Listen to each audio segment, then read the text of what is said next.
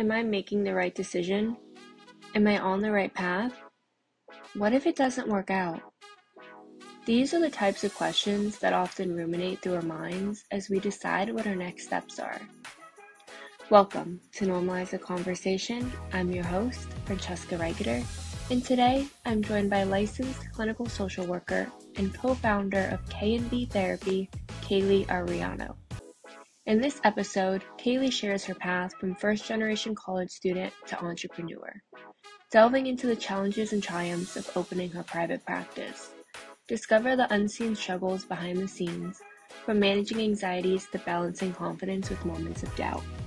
Kaelly, thank you so much for joining me today. I am super excited for our conversation, as you know. But before we begin, I just want to check in. How are you really? Ooh, loaded question. I'm just kidding. I am today I am good. I think I am excited about things in my life, but there's also newness in things that I'm doing on a personal level. I am going to be moving the next 2 weeks, which is very exciting, but it's been interesting because I couldn't wait to move. So I was ready for something bigger. Um, but now I'm kind of grieving in a way because this has been the apartment I've lived in for the last 4 years. So Mhm. it has held a lot of space for me. It's been with me through establishing a business. It's been with me throughout the whole pandemic. It's been with me when, we brought in our new member of the family, which is our dog Juno. So I'm excited, nervous, but also very, very honored to be here with you today. Thank you. I'm so excited you're here with me. And moving is so exciting and scary. Like, Yes. I know for me, I'm always so excited for something new in a new environment. But the minute I'm about to leave, it's like full on tears. I'm not ready to leave behind something that feels like a piece of me. Mhm. That's such a difficult thing to navigate. And I love that you brought that up because people think moving is just like the most exciting. My best friend's in the process of moving. She was just texting me. She was like, I was so excited until I was like, wow, I'm leaving behind what this place meant for me. And it was from living with one of her best friends to living with her boyfriend and like that transitional years in her life as she was getting ready for that. And it's a lot of grieving. It's exciting, it's fun, it's overwhelming. It also brings up a lot of grieving, and that's okay too. And she just wasn't expecting it. So nice that you talked about it because people don't, they think it's going to be the most fun, exciting process, and it can be, but it also can bring up grief, and that's okay. Yeah, yeah, grief, when we think about grief, I don't think there's enough conversation on just like the spectrum of grieving. I think a lot of the conversation, or I think, at least even for me, when I would think of grieving for a long, long time, I think it was related to death, right? But we can grieve all sorts of things. And grief, it also doesn't have to be for a bad reason. It's moving is an exciting thing, but it is closing a chapter. The chapter remains even if we're on to a new one. But yeah, weird feelings. I also was like, oh, I can't wait to get out of here, find a new place. And then I was like, oh, all of a sudden I think I'm gonna miss the birds that I hear in the morning and the way the sun comes in, So it's been kind of funny. Yeah, grieving really, you're right, there's not a lot of conversation outside, at least again for me, that isn't just the physical loss of a human being. A lot of Yes. times it's recently I've heard people talk a little bit more about grieving like the loss of relationships. Mhm. I know for me something that came up very recently within the past few months was grieving the change in I guess that transition from being undergrad college student where all your friends are together all the time, you're studying together, you're going out together, you live together, and then into that more adult world where everyone has jobs now and they're working and maybe you see each other once every couple of months and you're not together every day. And I was like grieving that big change in my life and no one was talking about it. I was like sitting home crying constantly, like I miss this. And I thought I was, like, the only one feeling that way. So I wish there were more conversations on different types of grief and that normal and just normalize that No, things that's change so and it's true. hard. But that's so true, I think that as you're sharing just the transition, it's like what we're grieving is different, like identities. So it's like because it's like it's you, but I think as an undergrad, as you're mentioning, when you live, for those who live on campus or something, or they live with roommates or close by a friend, it's like your whole community, your support system, everything is all in one place. And then I think, as you transition into yeah, different stages or work, I think that there are it takes more work. It takes more work to nurture friendships that mean a lot to you. And also people drift apart, and sometimes it's not because of something bad, it's just life. Um and for me, I'll tell you that because now, I was telling you a little bit earlier, it's been 10 years since I started my journey of becoming a social worker. And one of my biggest regrets, and I don't have a lot of regrets in life because I think things pan out how they're supposed to. But when I look back, I'm like, I regret this, which is in grad school, I found that I connected with so many incredible human beings, and in not having these conversations like like you're mentioning, I think we graduated, and then we each got consumed with doing life, working, the day to day, and I lost touch with so many people. Um, and now, I find that it takes a lot more effort to find friends, or connect with people that you can really relate to. And so that's one of my regrets because I thought, oh my goodness, I was in a cohort of like 100 people and 100 amazing people. I really enjoyed them. And why didn't I make that a priority to maintain those relationships and friendships?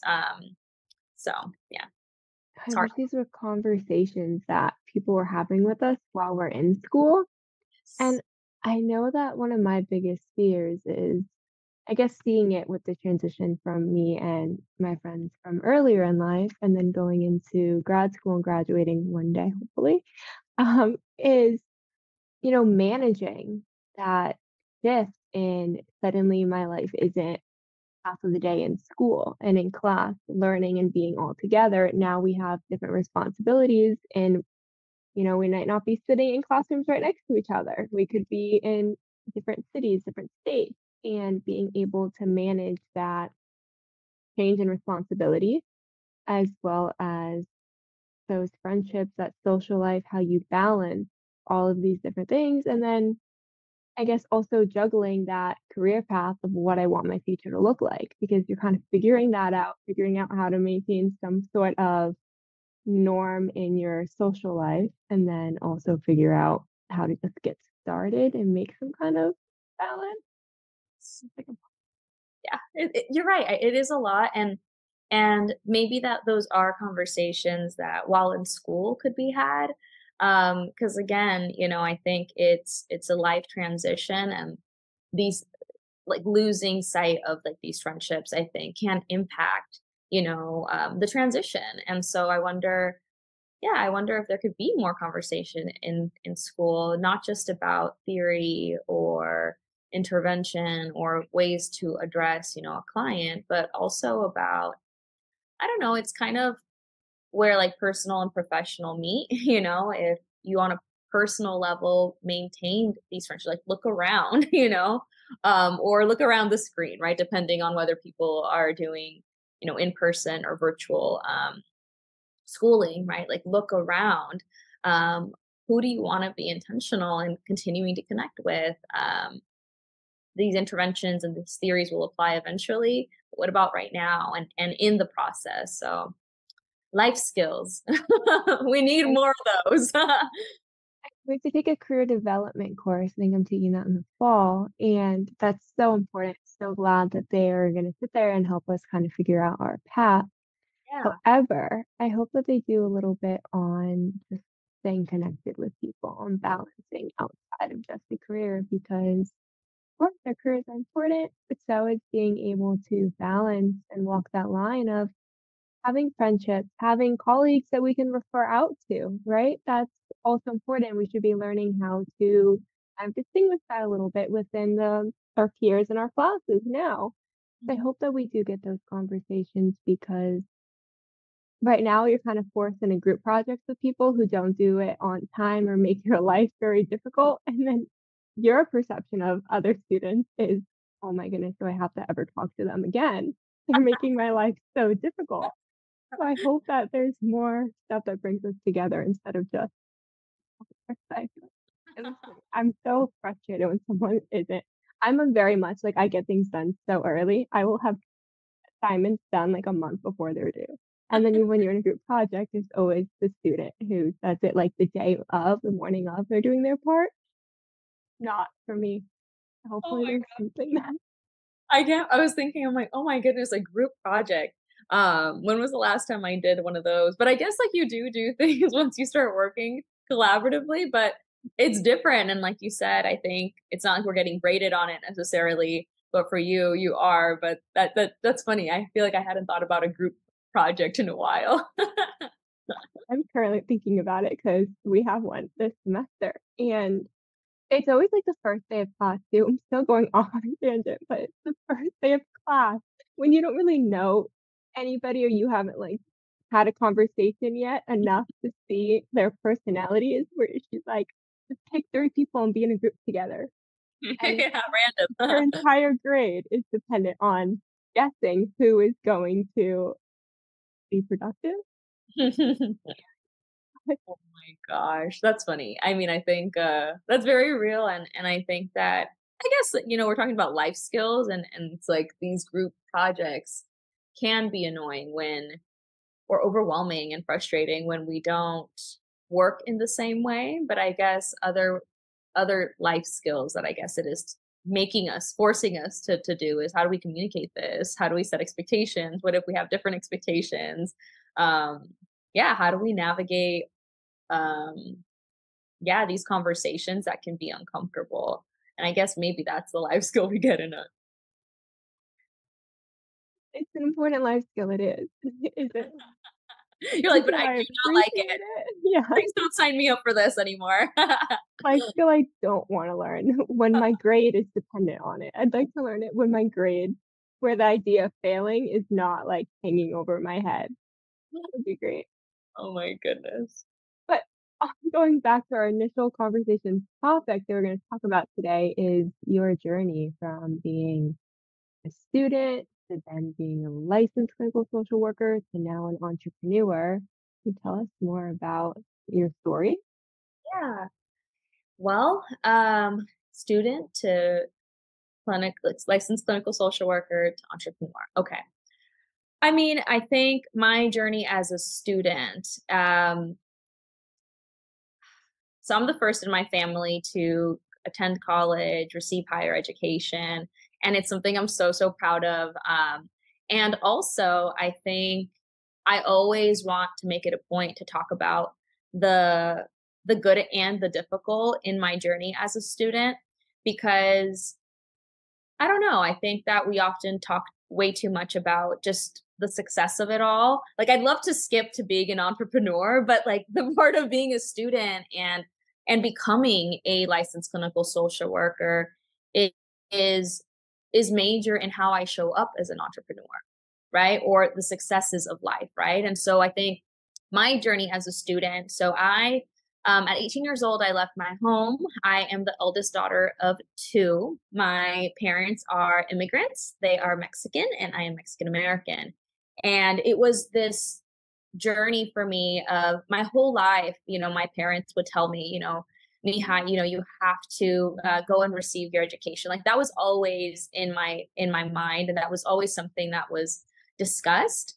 But when I was about what was it like 17, when we're like juniors or seniors, about to be seniors, I remember that my counselor asked me, what is it that I'm going to go to college for? And at the time, I had no idea. I was like, I don't know. I know I have to go to college, but I don't know. And I was a big performer. I loved dancing and singing, and I was a part of the choir and cheer and dance team and musical theater. I mean, whatever there was to perform, I was there. That was something that I really, really enjoy. And I think now when I look back, I think it always related to storytelling. I think my performance of whatever I'm doing is a story that I'm sharing. And I think it was always super fascinating to me to like I still to this day, like I enjoy listening to lyrics of music, the sound of music, like what is the story that is, being told. Um, but when I go to college, my parents had told me like this is the key to success. And so I'm ready, I'm eager. And the reality was is I remember being on college campus and walking the campus and thinking, this was the thing that we've been working so hard for, because I felt very alone. I was very overwhelmed.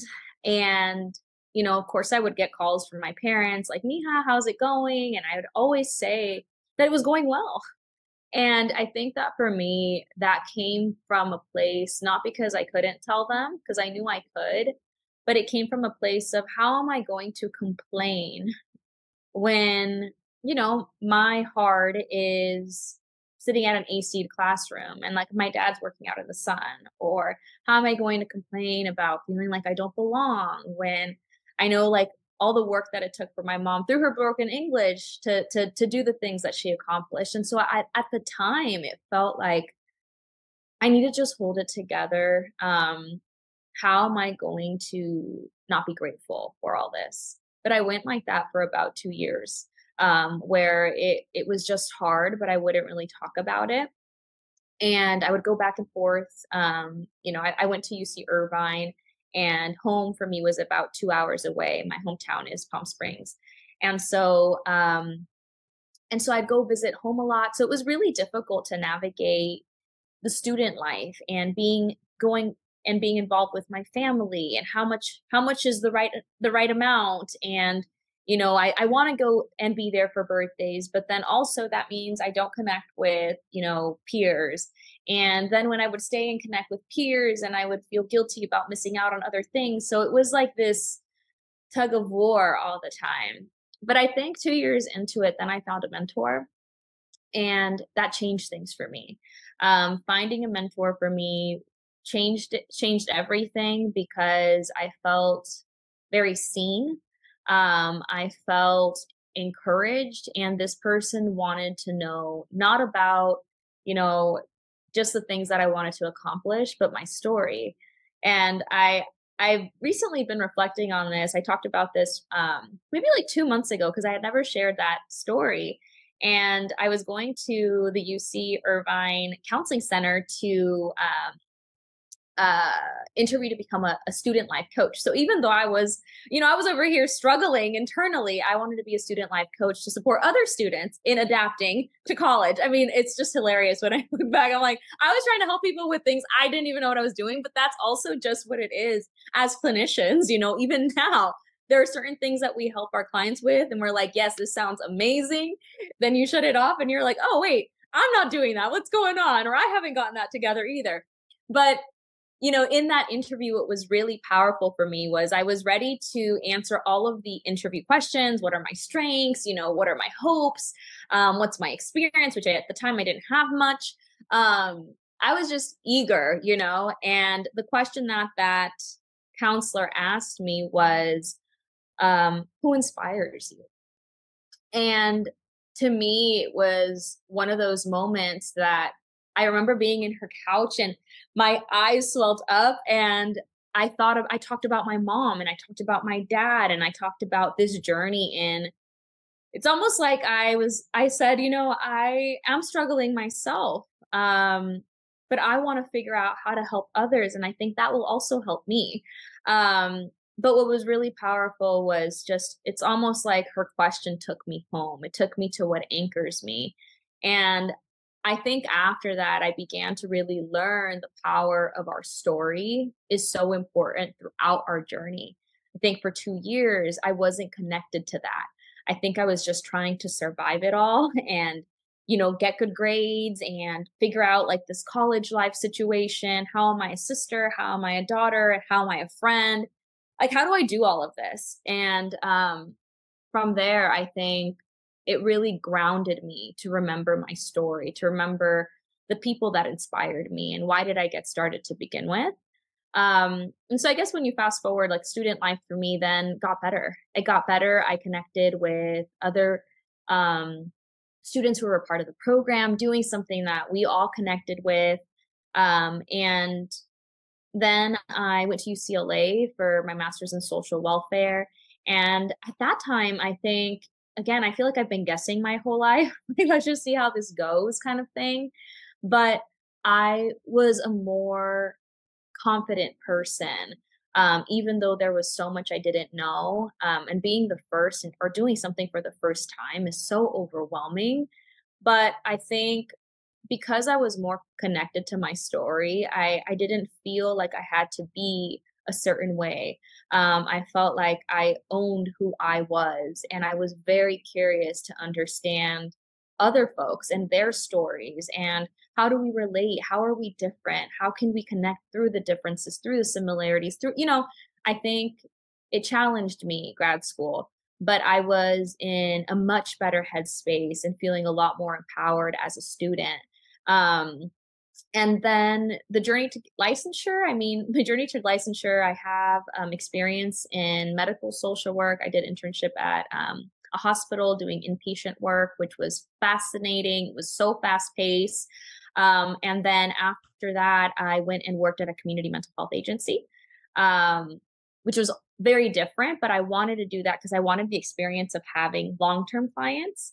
So there I did individual therapy, family therapy, a lot of parenting work, outpatient, school based services, field based services. And did I say groups? I also did groups. I mean, I did a lot in community mental health. I'm very thankful for that time that I worked at a community mental health agency. I think it really molded me into the clinician that I have become. It was also where I had the opportunity to, I've always been like a person who wants more, and I remember really enjoying outpatient work and thinking, well, I kind of want to know, how to be a supervisor. And so, even though I was pretty content with where I was and the work I was doing, there was an opportunity to become a supervisor. And so, when I transitioned to that, I think what happened for me was it was such a shift. I love supervising. Um, but I think it's almost like the years of doing all the work really caught up to me. I think the workplace culture really impacted me. Um, and it was something that I had never really experienced since undergrad. It was like, because in undergrad, I want to say was the first time that I really I don't think I knew what it was at the time, but what I was experiencing was anxiety, 100%. I would feel it in my body. I wouldn't be able to sleep well, or my appetite would change, or I was nervous all the time. So it was anxiety, but I didn't know what to call it at the time. And then when you fast forward, I go through undergrad, grad school. I'm working few years in community mental health before doing supervision. And I think the workplace culture really impacted me. And it was the first time that I once again felt like my mental health was really being impacted by this work and the dynamics of the work, and was burnt out. And it was a very overwhelming time for me because, you know, I'm sure that as a student, we're eager, we're so excited, all of the things that we can do, how we can support, how we can make change, um, and there's dreams that we have, and so for me, when I was almost like, okay, I wanted to do this, check. Okay, what about this? Check. Okay, you know what? If there's an opportunity to be a supervisor, let's do it. Like, I want to learn how to do that. Check, check, check. Right. And so when you arrive to what you've been working so hard for and you feel this way, it's overwhelming and it's like, what's going on? I thought that this was what I have been working so hard for. So at that time, I knew that I needed to leave community mental health, but I was thinking, I'm going to go back to medical social work. I like the fast pace, maybe doing this long term situation. It's too much on my body, on my mind. Um, let's give it a go. So I began looking at that. But what happened for me and what led me to entrepreneurship was one of my coworkers, who is now my business partner. He said to me, Kaylee, like, what do you think about starting a private practice? It would be a group practice, and we could, we would talk about like our values and what we would hope to see in mental health services, and how do we bring in also culture and whatever, right?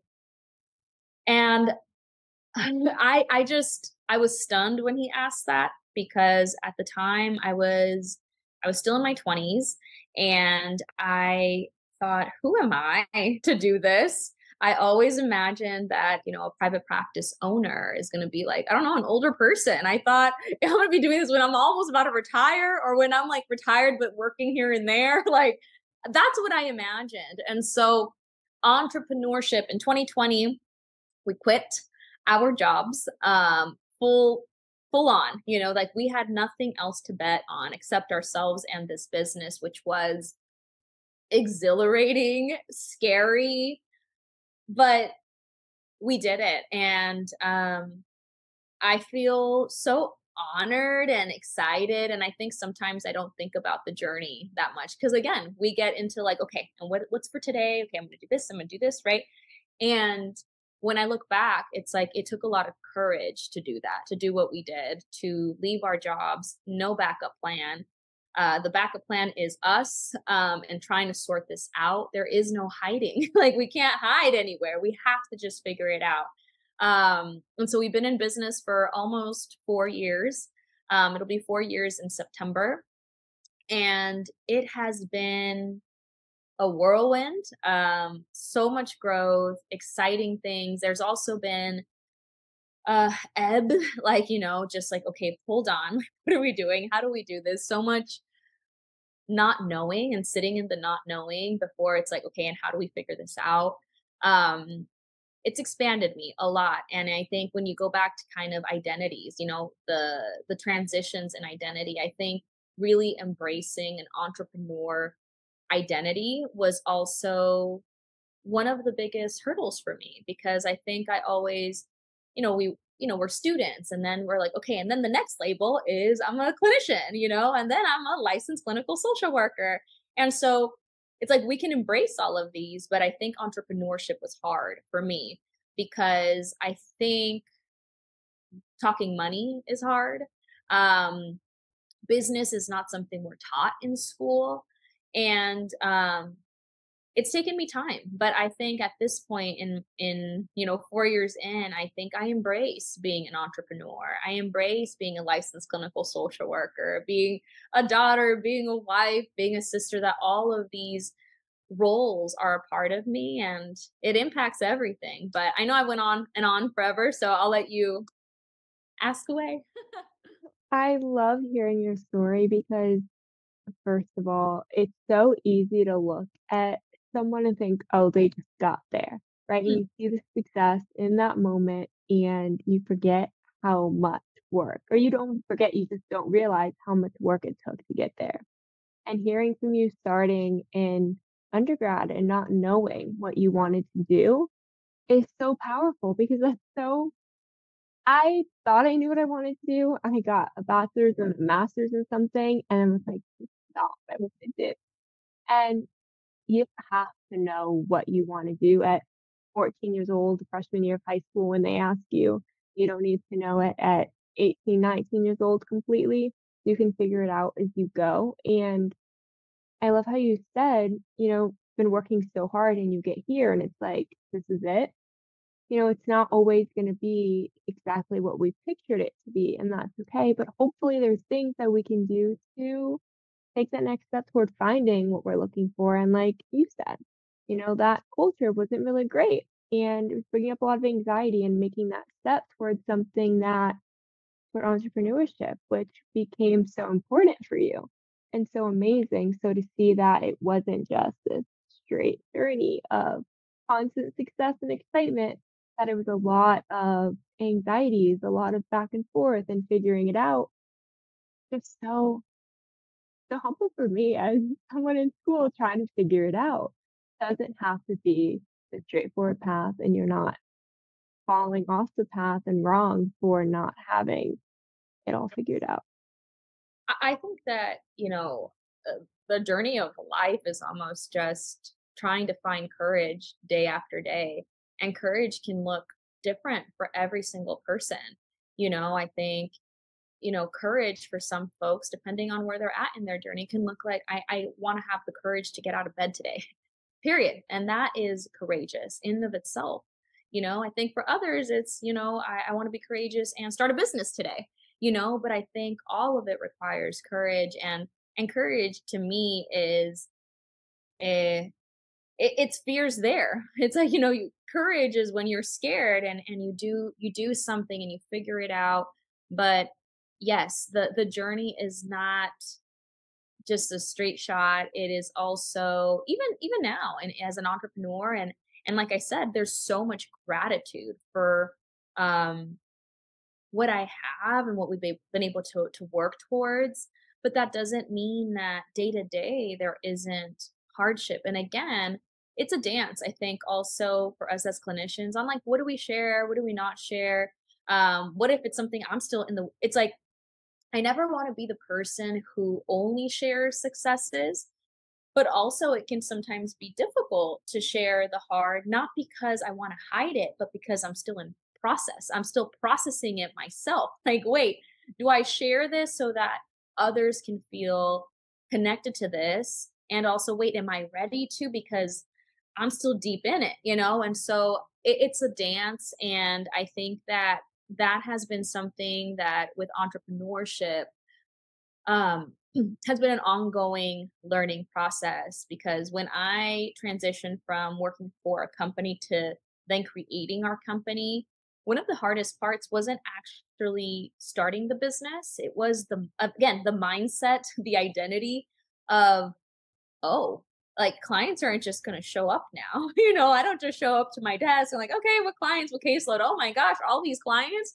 Um, you know, it didn't work that way anymore. It's I could have an amazing service and believe in the work that I can provide, but if no one knew that we had a service or that we existed, then there's this awesome service that people aren't going to access. And so it required me to really step out of my comfort zone and share like this is who I am, this is what we do, and kind of teetering around like how much about me do I want to share, because I also think as a clinician I can be an excellent clinician for many, but I'm not the right one for all. And so I think that that's where, again, it's like as clinicians I think that that's the power of when we share a little bit about ourselves is that, um I've had clients who say, Kaylee, I saw you post about this and I knew immediately you were my therapist. You were the therapist that I wanted to see. And so and it required me to show part of myself, right? And so that's been a journey and also ebb and flow, right? There are months with business that are amazing and then there are months that are slower, just like any season, right? Just like the season of life, there is planting seeds, having them grow, harvesting it. And so it requires a lot of self regulation and trusting. Um, there's a purpose in each month and each season. There's a purpose even when things slow down. What is the slowing season trying to teach me? Um, learning all the time. Yeah, I mean, listening to you talk about all of it right off the bat, and like all of the anxieties and fears I would have, right? Throughout all of it, like the ebbs and flows. Am I on the right track? Am I doing this right? Why don't more people know about it? Am I marketing myself enough? Like all of these anxieties and insecurities would be constantly coming up for me. And I know for me, it's very hard to kind of manage all of that when it gets overwhelming in my brain. So how do you kind of cope with those fears and anxieties when they come up and, like you said, self-regulate? It has been I think that actually these 4 years of entrepreneurship have been the years that I have had no choice but to really look inward.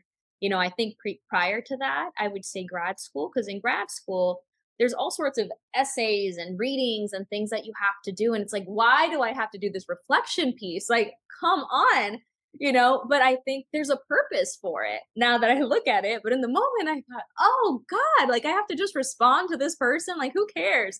But these last 4 years, it's really, I've had no choice but to look inward. What does managing all of this look like?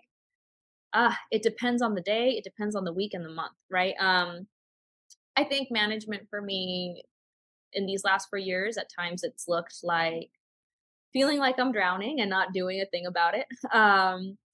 Other times it's looked like leaning on others, talking about it. I'm so lucky that I have a business partner. I'm not doing this business venture on my own. And so with business, I at least feel like I have a team. It's just him and I, but I can share, hey, this is what I'm thinking, or we can bounce ideas or anxieties and kind of we always joke around. I'm like, I got anxiety today, so you gotta take it on today, hold the reins right now. Or he'll say, like, oh no, no, like today is my day. I'm anxious, so you gotta hold it down. So we kind of, we're very vocal about, I'm anxious about this, I'm worried about this, or hey, I'm having kind of a rough day.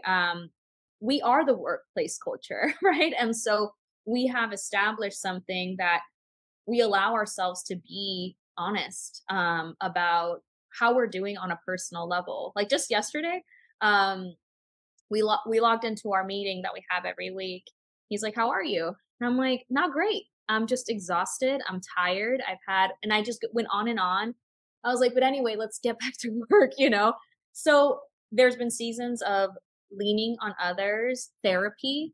The therapy has also been part of my journey in these last 4 years. Um, I've recently gotten into yoga. I'll tell you that I'm such a hater.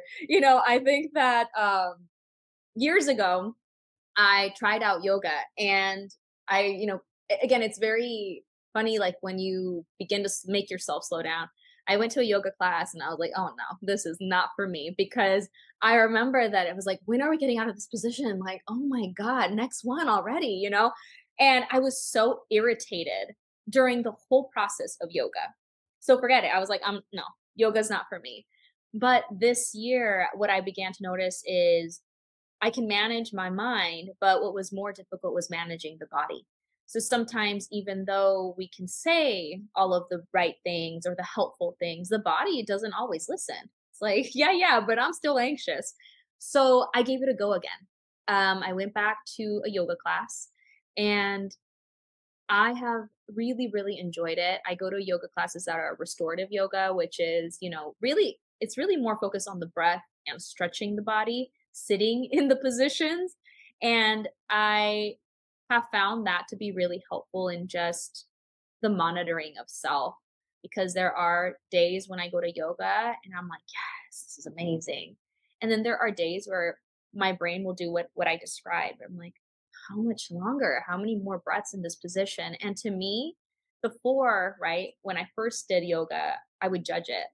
And now I think, wow, I have such little patience right now that even just holding a position is irritating to me. I need to breathe it out. So it's I've used that. I on and off journal. I read. Um, I think reading is something that um, you know, I don't read for fun, because it's almost like my fun is like reading about mindset and self-help books and things like that. So I start books and then I never end them, because I'm like, okay, I think I think I'm done with this book for a second. Okay, let me get another one. But they all have these themes. So those are the things that I do to take care of myself. Some days I'm killing it, other days I'm not. Um, but I will say that I there's a lot more awareness that I have now about my mental health than I ever have in my You have such a wide range of tools, and I love that because No, it's so important. I know for me, it like in the beginning, I was like, okay, journaling is going to be my thing. And then when I didn't have the energy to, or I didn't know what to write, or I just didn't, it just wasn't working or helping anymore. I was like, great, nothing works. And to see that you have this wide range of tools, and one of them even being just being honest, leaning on someone else for support and being honest about what you're feeling is huge because I think the messaging that I've received about being an entrepreneur or a leader is pretending like you have it all together and fake it till you make it, right? That was kind of the messaging that I learned.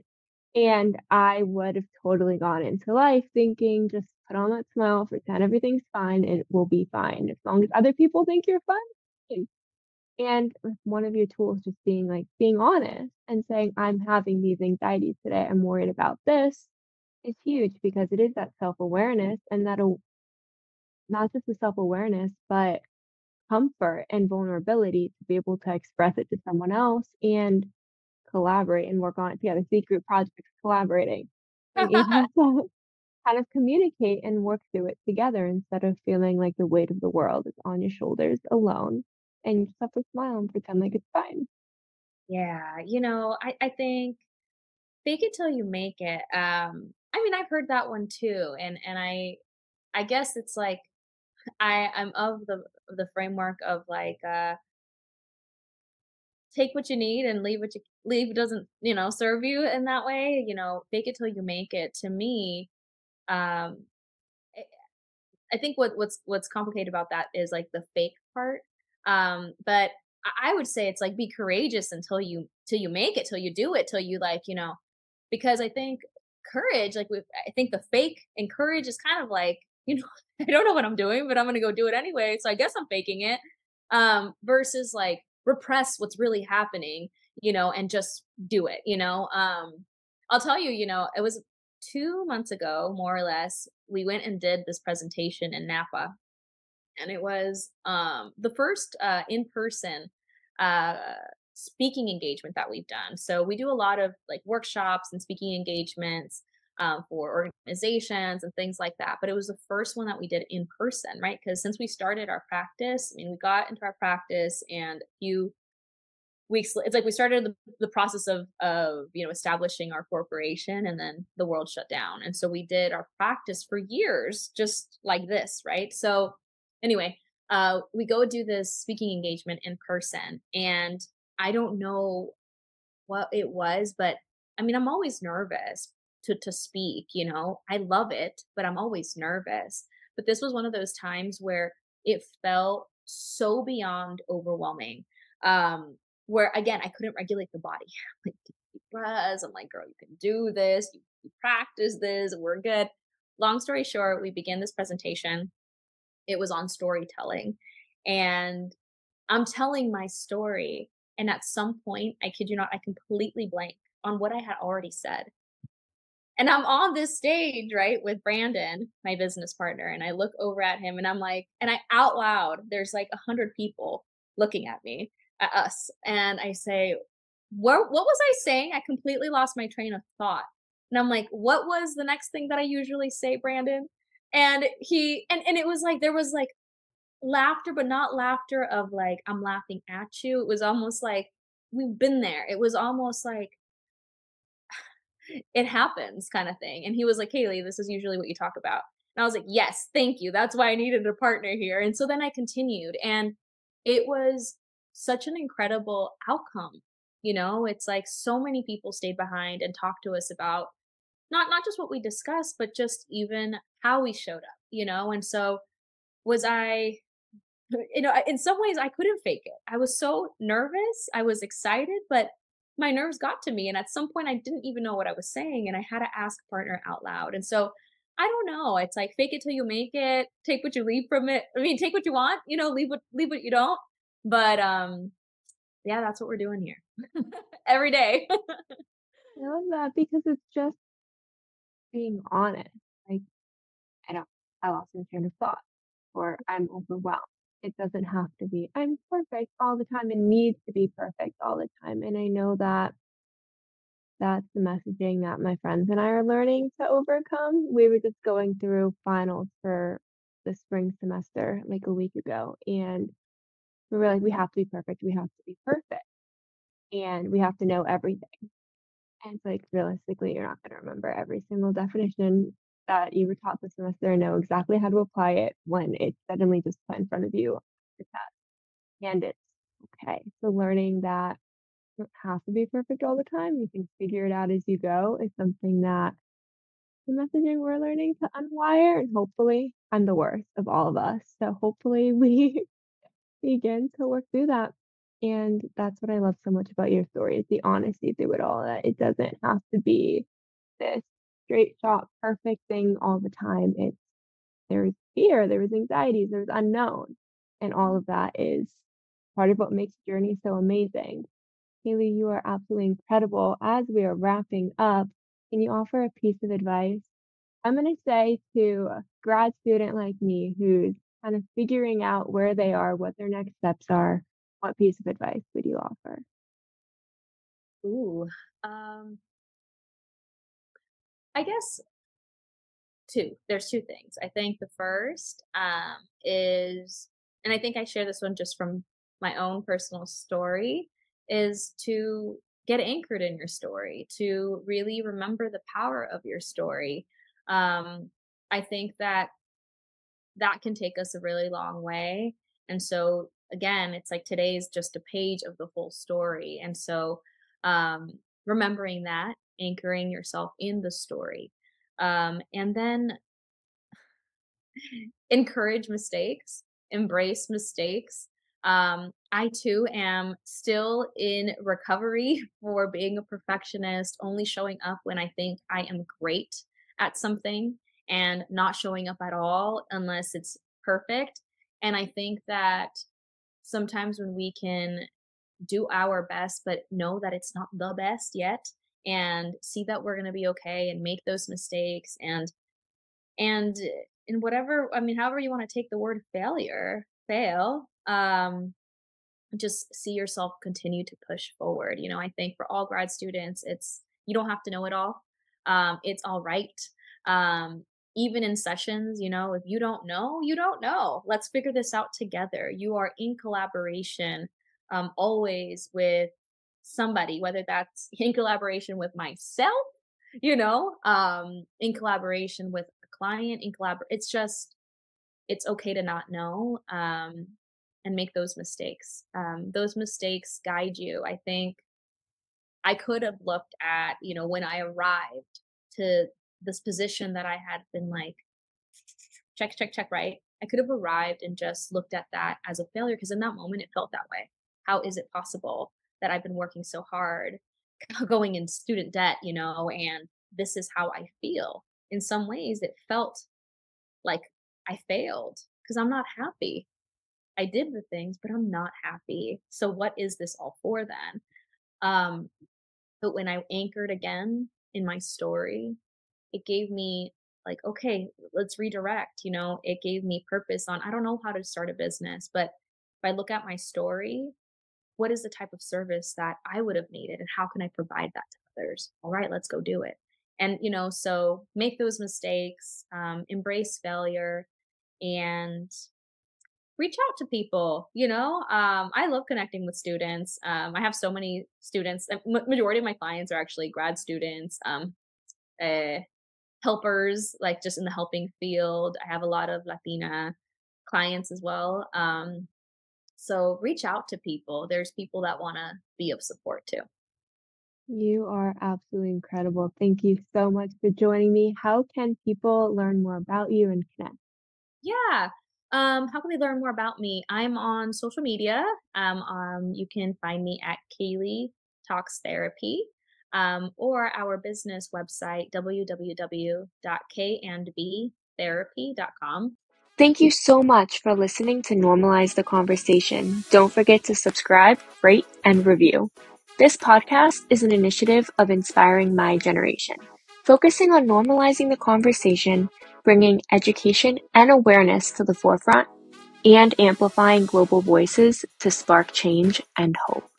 Inspiring My Generation is a 501c3 nonprofit organization on a mission towards suicide prevention through awareness, conversation, education, and support. Connect with us on Instagram at Inspiring My Generation and visit our website inspiringmygeneration.org to learn more about our work and how you can make a difference.